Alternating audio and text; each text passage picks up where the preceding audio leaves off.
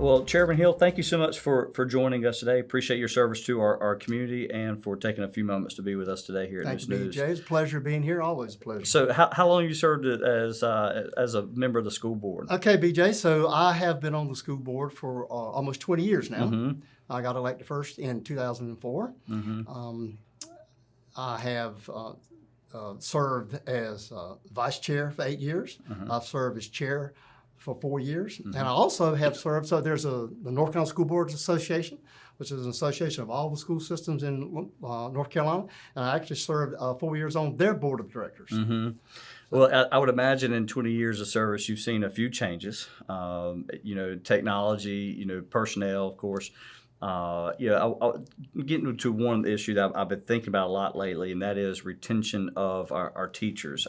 Some of that has to do with some funding and whatnot, but culture. But what is it you think the school system is doing right and could do better when it comes to retaining our teachers? Well, so always, no matter what you do, you can always do better. Mm-hmm. You always strive to do better. Mm-hmm. And in the case of education, you always strive to, so they've got a phrase now, I mean, it's not new, they use in the school system, leveling up. Mm-hmm. So we want to always move up to the next level and we want to do better. So what we've done in the past, the pool out there for school teachers and school administrators, is limited. So what we try to do is try to attract those school teachers, those administrators. And a couple things we've done, we've increased incentives. Mm-hmm. We've done bonuses. We've tried to. So I was at a New Beginning teacher a couple of months ago, mm-hmm. and one of the things that we try to do is we want to be a family. Mm-hmm. And I told them I welcomed them to the Lenoir County Public School family. We want to be the family. We want them, to be. We want them to be happy here. We Right. want them to come to work here. Matter of fact, I do have some statistics, and we have one of the lowest turnover rates of school teachers Mm-hmm. in the southeast. The state's divided in different regions, and we're in the southeast region. We have one of the lowest turnover rates Mm-hmm. in the south as well as in the state. So we're proud of that. So we're trying to provide those incentives to get them to come here and to get them to stay. And you mentioned a little bit about the funding part and bonus and stuff. Tell us a little bit about your thoughts on public school funding. Do you think public schools get enough funding? What are some areas that we could improve on in that case? So, no matter what you do, everybody, says we can always use more money. Mm-hmm. Part of the issue with the school system has been that, you get a certain allotment per student, and so the funding per student has not necessarily kept up with the influx of students. Mm-hmm. If you have more, if you get an influx of students and have more students, you still have the same buildings. You may Right. have to build new buildings. You still have the same infrastructure. So you may get an increase for the student per se, but that may cover some of the educational need, but necessarily cover all the needs. Mm-hmm. So we can always use more funding. People, there's a debate about, whether we have too much, not enough, or whatever. So we could always use more funding. One of the things that has happened, though, I'm sure you're aware of it, because you're aware of what's going on in the school system. We haven't kept up with the salaries for our teachers Mm-hmm. and our administrators, that we need to. If you look at some of the studies, and I know, I can have a study that says one thing, you can find another that says something else. But we're ranked, near the bottom in the country, in the United States, for teacher salaries, and I know there's different ways that they calculate those too. So one of the things I think that would help is if we could increase that funding. We've taken away some of the benefits. My wife's been a teacher for 45 years. When my wife started looking for a job in Lenoir County many years ago, there was a waiting list.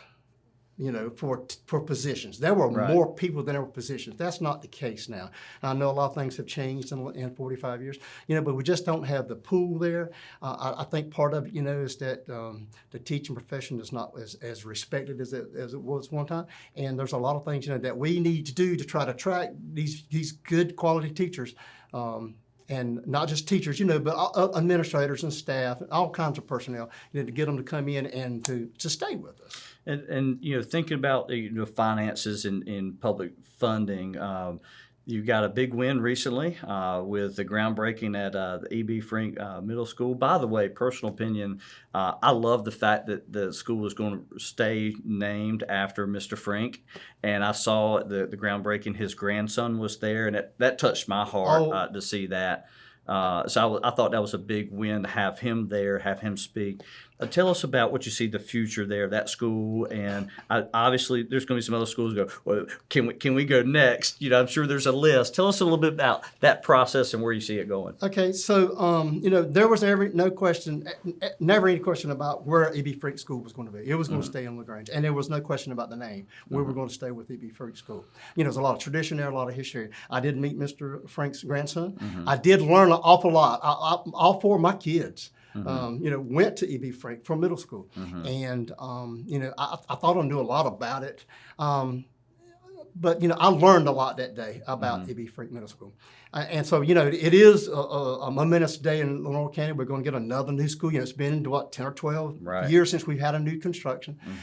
It just haven't been able, financially been able to do that. So we are happy. We did get the grant from the state, a $52 million grant from the state. It's something that we've been working on for 4 to 5 years, trying to get that process. And the county supplemented some to help with some of the inflationary costs. Yes, so there was a grant. Part of the grant, the school system is going to have got some investment as well as the county. We've needed it for a long time. Even though, the learning goes on in the classroom, so just because I've got a brand new school doesn't mean the kids are going to move. But you do have a conducive environment to learning when you've got a new setting like that, new facilities. Right. And I think everybody's excited about it. We do have plans. For other parts of the county. Like I said, it's been 10 or 12 years since we've had any new construction. We have done some remodeling. But it's been mainly because of, the finances. Construction costs have just gone crazy, especially for the last 5 or 6 years.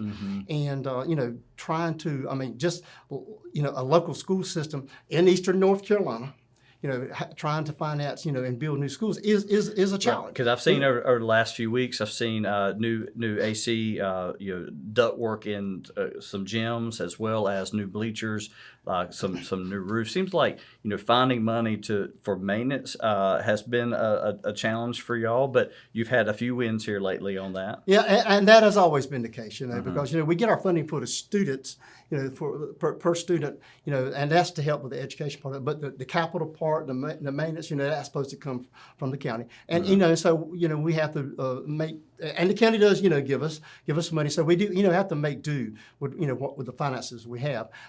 We did during there was during COVID there was some money that was given to different school systems to make improvements, and we have tried to utilize all of that money. We're not going to return any back to the government. We've used every penny of it, and we've gone through it and methodically looked at what needed improvement, where we need to spend the money, and we've done it. And a lot of things which people didn't realize. A lot of that money was earmarked for specific things. Right. So money that was earmarked for capital improvements, what we could use, we've done that. And that's going to be a big beneficial. I don't know if you the other day in the last board meeting, Mr. Harvey gave an update, and we have done what is equivalent to over 40 years of capital improvements to our school systems just in the last couple of years with the resources that we've gotten from the state and from the federal government. And thinking about the schools and with Frink, the new Frink, and what you've done in the last few years with some of the schools, thinking about public safety and school safety, funneling people to the front office, those sort of things.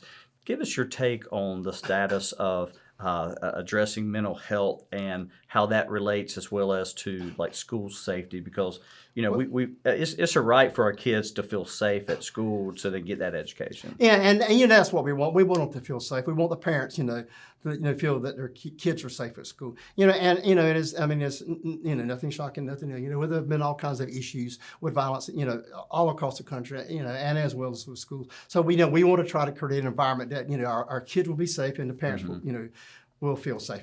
We consult with experts to tell us, what we need to do. A lot of our schools are so old, they weren't built with safety in mind. No. We have open campuses. Correct. And so it's kind of difficult, to be able to secure your campuses. This day and age, they do try to do a little bit better job, as far as that. And then, you got all kinds of, with the entry in the door, funnel them all into one entrance, have key cards for all the teachers. So we have tried to do that. Now, from a standpoint, and we have SROs in our school system, so we try to provide for that. Of course, that comes with funding from the state too, so sometimes we're limited with that.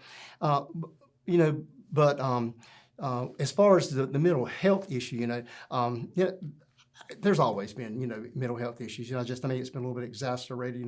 We have more students now. People are a lot more aware of situations like that. I don't think people, talked about things like that. Right. You and I were talking about earlier. With this computer technology and telephones. People are a lot more aware of things that are going on. So that is a concern. That is an issue. And what we have to have the right people in place to address that. So obviously, they've been saying this for years. We expect so much of our school teachers now. And not just to take the kids into the room and to educate them. So, they have to do so much more now. And they go to school to learn to teach kids how to read, how to do math, whatever their specialty may be. And so, some of these things they don't get trained on. So we have to have the personnel. We have to have the money for that. And there are issues that we need to address, and we need to, make sure that, like you said, the concerns that the parents have or issues that the children have, we need to make sure that's addressed. We need to make sure we have the funding to have the right people, and we need to make sure that we're safe, not for everybody, for the kids and for the parents and the teachers. And think about the educational part here, because part of this as a school board member, you got to think of all these issues that we've talked about already. But when we get back into the classroom, the business of actually educating our kids, the Lenoir County school system does such a great job with the iPad, the one-to-one experience, the digital learning. What do you see as the future of that program, as well as so a topic that I've been studying and learning a lot about personally as it applies to business, and the future here is AI. What do you see as the future of AI as it relates to the education system? Right. So and that is something well, it is new, fairly new, and it's not. I went to a couple of meetings where they talked about it. And I've already seen, some results of school teachers working with AI. I think it could be a beneficial tool. Right. It's just like everything else. It can also be a misused Correct. or abused. I think it could be beneficial. My daughter is a school teacher, and I have seen her utilize AI, with the students, and especially with AG students. How it can help how you can incorporate technology into that, and how it can do. So, she takes a lesson plan, and she's got a format, and she goes through and fills out the lesson plan, and that can help her to maybe organize it. It doesn't necessarily write it for her, but it can find facts. It can find resources. It can help her organize in a way that it makes her a better teacher. So I think AI can be useful. It also, like I said, could be misused, and which we've already seen some of that. But I think it could be helpful as far as technology. Now, technology is not the answer all, for education. Right. Technology is a tool to help teachers and to help kids learn. Right. When we first got in, I heard so many teachers say about, well, you won't need me anymore. That's not the case. It is just another tool in the toolbox for a teacher to teach these kids, to help kids to learn. And that's what we're all about. That's what we're trying to do. And as we kind of wind down, there's a couple of things I want to just briefly mention. One, a short one is the Children's Village Academy closed this past year. They were under a lot of scrutiny by the state for a while. I imagine most of those kids went to Lenoir County Public School System. How did y'all handle that? Yeah, so, I don't know if a lot of people are aware, so the Children's Village was K-8. So when those kids left there, where they went?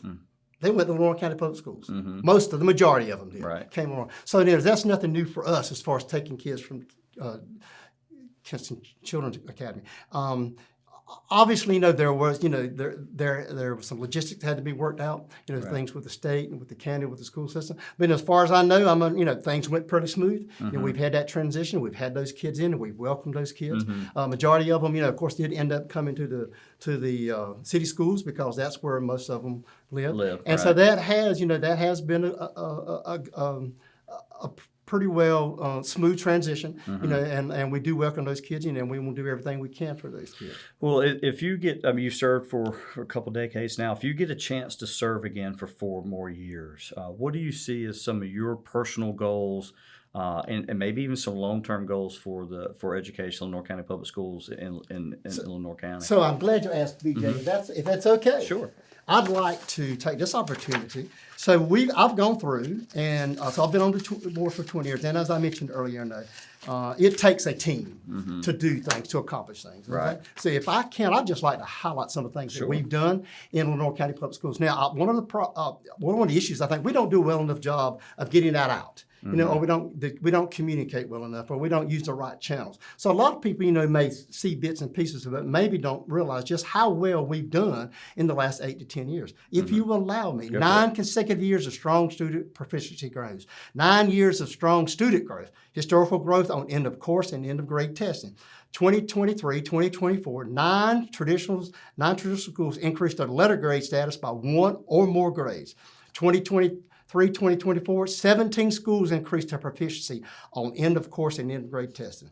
2023-24, record number of schools earned North Carolina highest growth distinction. 23-24, students earned a record median number of academic scholarships, $23 million earned by the kids in Lenoir County. Right. Early college high school has earned and maintained an A letter grade, which is the highest you can get from the state, for the last 7 years. Early college high school has been named by U.S. News and World Report as one of the best high schools among the 18,000 high schools in the U.S. for 8 of the last 9 years. Lenoir County Public Schools was named by Forbes magazine as one of the 100 best employers in North Carolina based on employee and stakeholder survey satisfaction. Lenoir County Public Schools was named one of the top 2% districts in the U.S. by our accreditation body, Cognia, for earning a rating of excellence on all accreditation review areas. Lenoir County Public Schools is the only school system in North Carolina to have 15 schools named Apple Schools of Distinction by Apple Corporation. That was a great ceremony, by the way. Yes, sir. It certainly Performing was. Arts Center. And we're going to, and we've had 3 more that were added, so we're going to have a ceremony for that. Good. Lenoir County Public Schools have more schools designated in 23 and 24 than any other school system in the United States. 23-24, Lenoir County Public Schools wrote and was awarded $56 million in competitive district level grants. 23-24, Lenoir County Public School teachers wrote and earned over $600,000 in grant funding. 23-24, Lenoir County Public Schools was among the 3 lowest turnover rates in North Carolina's southeast region. That's something we're very proud of. 5 of the last 6 years, Lenoir County Public Schools had the lowest principal turnover rate for any school system in North Carolina's southeast region. Lenoir County Public Schools has been named by the Department of Public Instruction as one of the top 2 districts in the southeast region for excellence in digital learning and teaching. Lenoir County Public Schools has been recognized for being in the top 10% of districts in the state for our partnership with LCC for career pathways and making diplomas and 2-year degrees possible at the same time for all students. And a good thing about LCC, Senator Brinson and I were talking not too long ago about the partnership with the bus garage. I know that's still kind of in the works, but the idea, the concept was helping y'all achieve a new bus garage with more modern equipment. And you've got certainly the diesels, but you got electric as well. And then they have a need of trying to train up the mechanical, the trade side of it. So it seems like that could be a win-win for the It school certainly and will be. college. And that's something that a lot of people know. We've been working on that for a long time. The bus garage has flooded several times. Right. And so every time it becomes, another challenge for us. So, yeah, we've been looking somewhere to relocate. Of course, funding is always an issue. Right. And ever since I've been on board, we've had a great relationship with LCC. And, I think it just gets stronger and stronger because we both have the same goals. We're trying to educate our kids and hopefully train them to be a workforce for Lenoir County. When I go to meetings and I talk to other school board people across North Carolina, they are envious of Lenoir County and LCC. They do not have the relationship that we have here in this county. So that's something I'm very proud of too. And we work very well with them to try to educate our kids. So if you'll let me, 2023-24 Lenoir County Public School System 4-year graduation rate has increased to an all-time over 90%, which is up 10% since 2015. Lenoir County Public School System was tied for 7th place in the highest graduation rate in North Carolina. Lenoir County Public School dropout rate has decreased to an all-time low. Our students are earning top scholarships at UNC Chapel Hill, NC State, Duke, NC A&T, ECU, Fayetteville State, Wilmington, just to name a few. And Lenoir County Public School is one of only 2 districts in North Carolina with a partnership with a manufacturing company that guarantees a job to a student who completes pre-apprenticeship. And that's Crown? That's Crown, yeah. And we're working with Spirit too. Okay, good, because I know the relationship with Crown has been very beneficial. I saw some photos not too long ago with that as well. So, just to mention that, so what they do, they have a process where they pick a certain number of kids. I believe it's 8, and they work, and then and they have a program that they have to work through. At the end of that program, after they graduate, they are guaranteed a job. We had a kid who went through the program, I believe it was this past school year, and got an offer from Crown. And I know I'm not supposed to be talking, but this kid is going to start out making over $50,000, over $50,000 a year.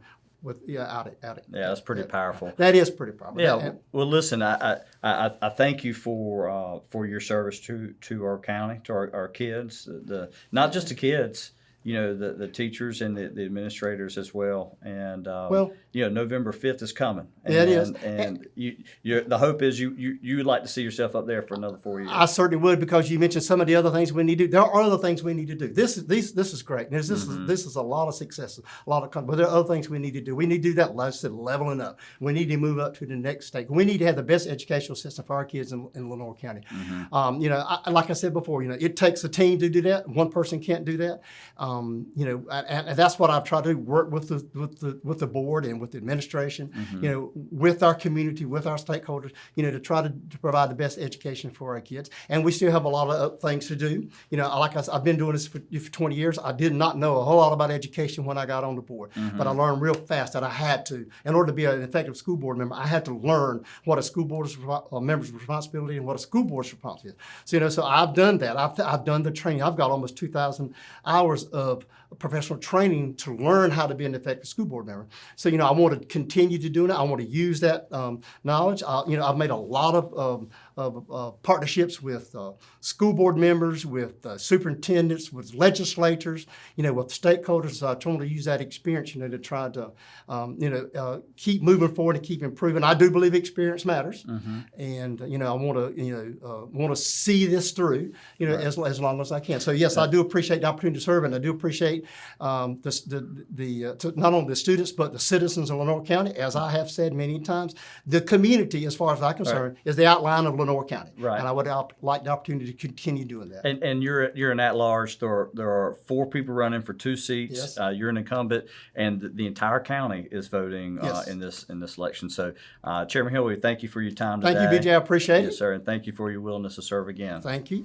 Take care. All Thank right, you, sir. do the Yes, same. sir. Appreciate it.